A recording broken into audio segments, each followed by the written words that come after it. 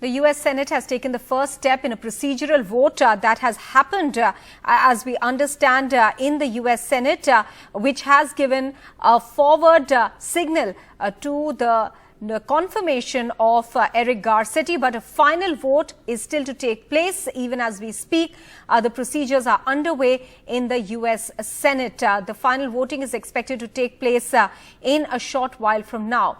Now, such a move by Senate Majority Leader Chuck Schumer came amidst fresh round of campaign against Eric Garcetti by his detractors on allegations that he condoned sexual harassment by one of his close aides, Rick Jacob. If confirmed by the Senate, Eric Garcetti would soon head to India as the US ambassador, a position that has been vacant for more than 2 years now. The confirmation vote is expected shortly. Meanwhile, back in India, there was a standoff in Parliament yet again, with the government seeking an apology from Rahul Gandhi over his remarks that he made in the UK with regards to the government. On the other hand, the opposition parties wanted to go with a complaint to the Enforcement Directorate office. Rather, 18 opposition parties wanted to march to the ED office over the Hindenburg issue. However, they were prevented by the Delhi police, after which they emailed that complaint to the ED.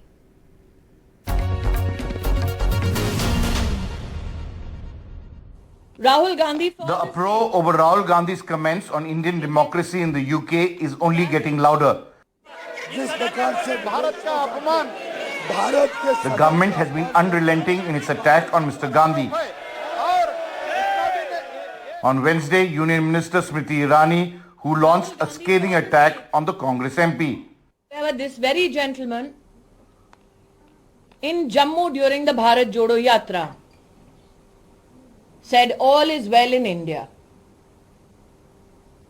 which was a lie, Mr. Gandhi. Your statement in India or your statement in England? Rahul Gandhi has not attended Parliament on the first 3 days of the second leg of the budget session that has seen BJP MPs gunning for him. It is shameful that Rahul Gandhi, instead of coming to Parliament and apologizing for his undemocratic rant against India, today seeks to be absent from Parliament. Inside the House too, the Treasury benches continue the offensive, demanding an apology from Rahul Gandhi. If it was the government that was on the offensive inside the House, the opposition hit the street. The march by 18 opposition parties to the Enforcement Directorate to protest the alleged misuse of the ED and CBI was stopped by the cops. But two of the biggest opposition parties, Mamta's Trinamool and Sharad Pawar's NCP, stayed away. 18 parties of the opposition also sent a joint letter to the ED director asking for a probe into the allegations made in the Hindenburg report against the Adani Group. हम हैं 200 लोग, जो यहाँ पर लोग हैं, हम कम से कम 2000 लोग पुलिस, तो हमारी आवाज को दबाना चाहते हैं. भारत का घोर अपमान है sir. The Supreme Court has currently set up a panel headed by a retired Supreme Court judge, including people like Nandan Nilekani, KV Kamath, to look into the regulatory processes and how to safeguard investors. The government says SEBI is also looking into the allegations. जो भ्रष्टाचारी है, वो भ्रष्टाचार के खिलाफ काम करने के लिए इस संस्थाओं का गठन किया है.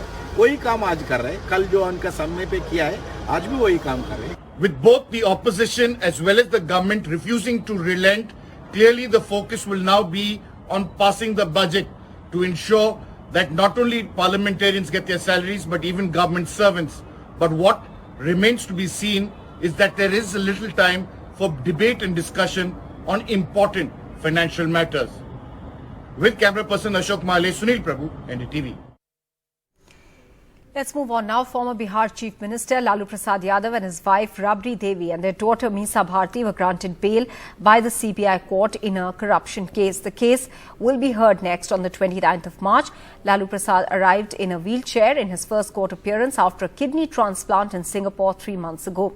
Lalu Prasad Yadav and Rabri Devi, both former chief ministers, and some of their children, including the Bihar Deputy Chief Minister Tejasvi Yadav, are being investigated in what is known as the Bihar Land for Job scam. Lalu Prasad Yadav and his family members are accused of buying land dirt cheap in exchange for jobs during his stint as Union Railways Minister from 2004 to 2009.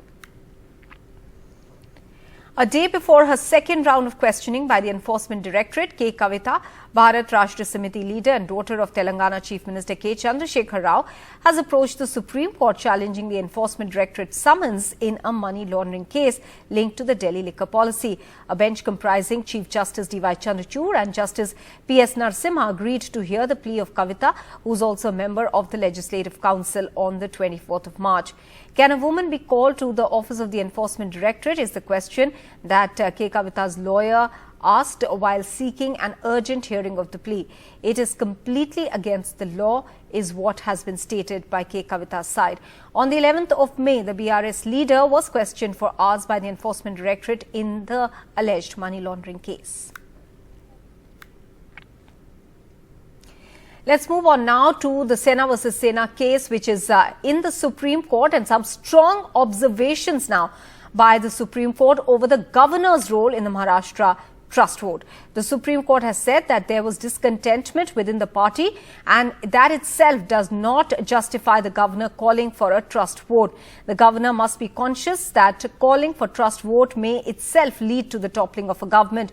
The governor should not enter any area which precipitates the fall of a government.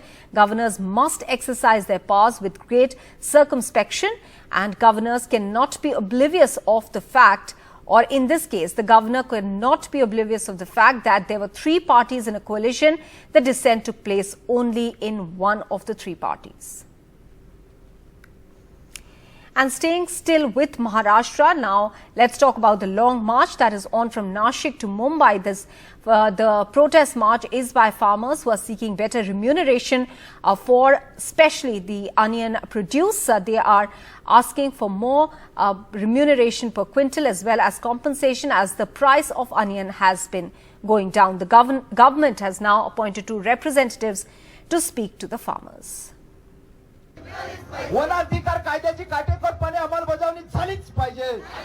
The long Kisan March on its third day, as thousands of farmers crossed the Kasara Ghat in Maharashtra and continued towards Mumbai.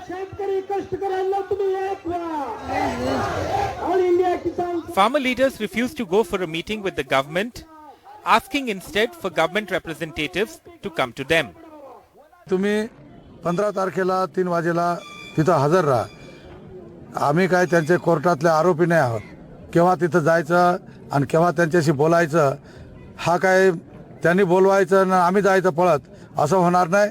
सबंध महाराष्ट्राची नजर ह्या long march कडे लागलेली आहे. आमच्या मागण्या मान्य करा. Now a government delegation is planning to meet the farmers. उनके 14 मुद्दे हैं. मैं समझता हूँ कानून के दायरे में जितना भी बन सकता है सरकार उनके मसाइल हल करेगी. The main things the farmers want are fair prices for onion, cotton, soyabean, moong and milk, an immediate subsidy of 2,000 rupees per quintal for onions, and a change in export policies. Opposition leaders in Maharashtra have spoken up in support of farmers. जिसे हम अन्नदाता कहते हैं, इतने दूर से उनको यहाँ आने की जरूरत पड़ी, यही हमारे लिए लज्जास्पद है. और वहाँ से वो यहाँ आ रहे हैं, कब मिलेंगे आप? While Wednesday now marks the third day of farmers' long march towards Mumbai, the government is now sending two of its cabinet ministers to speak to the farmers as a damage control. The farmers say that they will continue with their long march until and unless their demands are met. And that's why it will be very important to see whether the government will really be able to solve all the issues of the farmers, or will the farmers continue with their long march towards Mumbai. With Kishore Belsare in Nasik and with camera person Rajendra Dayalkar in Mumbai, Sohit Mishra, NDTV. Meanwhile, tragic news continues to come from Kota, the city which has coachings for engineering and medical students. Now another case of death by suicide there.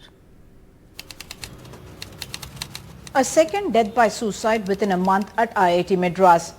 A third-year electrical engineering student was found dead in his hostel room on Tuesday afternoon. Police investigating the case told NDTV backlogs and inability to keep pace with the academic calendar seemed to have driven him to take the extreme step. Kothurpuram police told NDTV that the 20-year-old was the son of a bus conductor from Kadapa in Andhra Pradesh. His friends had told the police that he was not very talkative, that he spent hours reading fiction or watching animation films, and that he found it difficult to complete academic tasks or focus on studying. On February 14, a postgraduate student from Maharashtra had been found dead in his hostel room at IIT Madras. In a statement, the director said the institute strived to improve and sustain well-being of students, scholars, faculty and staff, and was constantly evaluating support systems. 2,000 kilometers away in Rajasthan's Kota, the distraught parents of 18-year-old Shembul Parveen, who was studying for her NEET exams and died by suicide on Tuesday. Her parents are from a middle-income family in Bihar's West Champaran and had sent the youngest of their 4 children to Kota to study as she was very bright. पढ़ाई में बहुत अच्छी थी जब नहीं ला के यहाँ कराए इतना लॉकडाउन बीतने के बाद भी उसका 2 व्हीलर वाशिंग करता हूँ और उससे मैं पढ़ाता था अपने बच्ची को नंबर कम आया तो मैं बोला कि कोई बात नहीं है अगले साल फिर करा देंगे. The police have not found a suicide note, but what is alarming is that of the 15 student suicides that happened last year in Kota, 80% were from Bihar.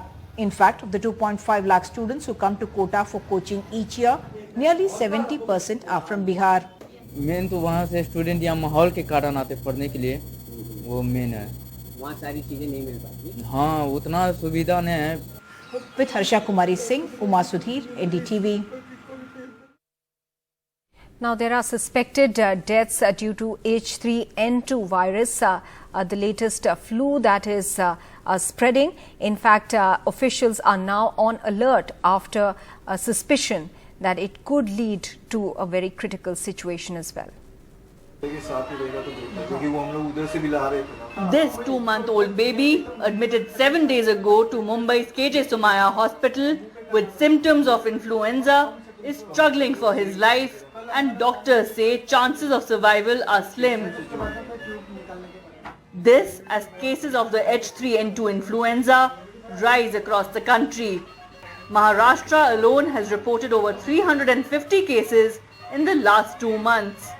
हम लोग अभी घर पे 8 दिन के बाद हमारा जो त्योहार देता तभी उसको लाने वाले भी थे, तब तक ये हो सोच रहे कि उसको जो प्रॉब्लम है, जो इन्फेक्शन हो, जितना जल्दी बाहर आ सके. हम लोग वही प्रार्थना कर रहे हैं भगवान से कि उसका इन्फेक्शन जल्दी निकल जाए.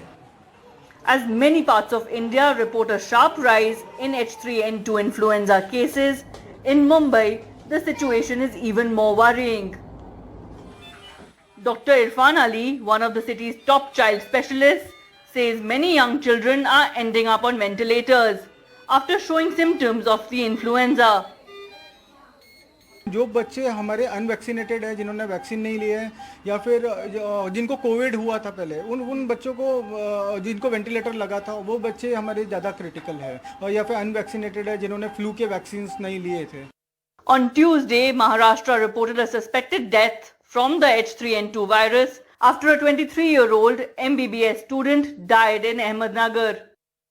A 78-year-old man being treated at a private hospital with the influenza symptoms in Nagpur has also died. आम्ही आमचं सर्व ऑर्गनायझेशन अलर्ट मोड वरती केलेलं आहे. कंटिन्युअस 24/7 त्या ठिकाणी आमच्या सर्व हॉस्पिटलला फोनिंग चालू आहे. सगळ्यांना अलर्ट सांगितलेला आहे. ज्या ज्या ठिकाणी अशा पद्धतीचे पेशंट आपल्याला उपलब्ध होतील, जी लोक येतील यांना तात्काळ तपासणी करून. A few days ago, India reported its first H3N2 deaths. With Pooja Bhardwaj in Mumbai, Sakshi Bajaj for NDTV. I'm just the latest person to say congratulations, but has it sunk in yet? It's been 2 days now. Has it sunk in yet? Definitely not. It's been back to back. It's been so many months of work. I actually can't wait to come back home. What, in all the accolades, the congratulations that have poured in since this happened, what has actually moved you the most? When you were there holding up that Oscar along with Kartiki Gonsalves, what thoughts went through your mind, and what is the one reaction that has moved you the most? Oh, when I was up there, my speech got cut off on stage, and my thought was, oh, I have to come back here to give my speech. That was my first thought. But I mean, the love we are getting globally is just amazing. The fan art, you know, there are babies' videos who are mesmerized by Raghu and Amo and their gorgeousness. There are people from 90 years of age who are in love with Boman and Belly's love story. So I just think it's a hit. It's hit the note really well with people. So yeah, we are grateful. We are all in awe today, and I say warm congratulations. And I read, Guneet, because I loved your speech where you said it's really about the power of two Indian women, and you've talked about how much your mother actually contributed to your journey and to how you made it from mass communications to where you are now. Would you like to say a little bit about that? Who inspires you? Who's your role model? And what would you tell young women watching you today? You know, definitely my mother. I lost her very early. But I think she imbibed a lot of values in me. And both my parents actually made me very fearless. I'm their only child, come from a middle-class Delhi family. And the journey that I've had, I lost them when I was 22, 23, within the range of 6 months. And then, you know, in Bombay, sharing space with lots of people, trying to be a producer, because I didn't come from wealth, but I came from ideas and a lot of faith in my abilities and myself. And that came to me from my parents. And I think just believing in yourself and doubling down on yourself is needed. And like I said, you know, you can't wait for somebody's approval. Kartiki did not. She's been a natural history photographer who picked up a camera and made a trailer and reached out to a producer, you know, and a studio. And the whole world came together. But don't wait for somebody's approval. Don't wait for a seat on the table. Just get out there and do it. Don't let anybody tell you you won't be able to do it. You've never done this before, or you have, only made smaller films. How will you ever do this? This is so tough. This is another language. You know, just all these things are not needed. You know, get past it and get to work, and nothing speaks louder than your work. I know, and I think that's really a lovely line to end this interview on, that I may not come from wealth, I come from ideas, and no one can take the wealth of that away from you. Guneet Monga, congratulations once again. We're all very proud at watching that wonderful documentary. Thank you so much. Thank you. Please watch and spread the love.